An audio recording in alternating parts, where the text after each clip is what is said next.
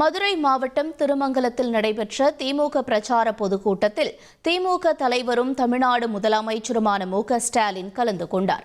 அப்போது மதுரை மாவட்டத்தில் உள்ள 10 சட்டமன்ற தொகுதிகளுக்கான திமுக கூட்டணி வேட்பாளர்களை ஆதரித்து வாக்கு சேகரித்தார்.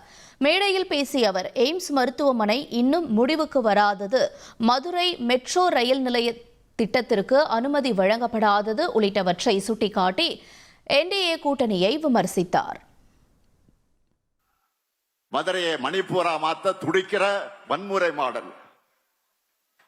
அண்ணன் தம்பியா, அக்கா தங்கையா, உறவு முறையோடு பாசமா பழகிற மதுரை மக்கள் செம புத்திசாலிகள்.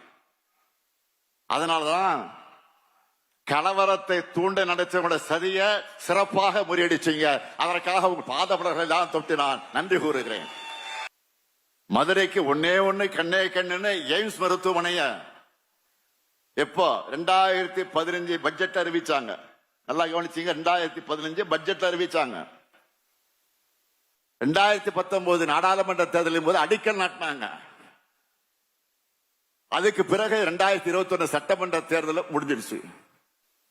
2024 நாடாளுமன்ற தேர்தலும் முடிஞ்சிருச்சு. இப்போ 2026 சட்டமன்ற தேர்தலும் வந்துருச்சு. ஆனா எய்ம்ஸ் மட்டும் வரவே இல்லை. மதுரை ரயில் திட்டத்தை கேட்டோம், மெட்ரோ ரயில் திட்டத்தை கேட்டோம். ஆனா ஆக்ரா, போபால், பாட்னா போன்ற நகரங்களுக்கு கொடுத்தாங்களே தவிர மதுரைக்கும் கோவைக்கும் மறுத்துட்டாங்க.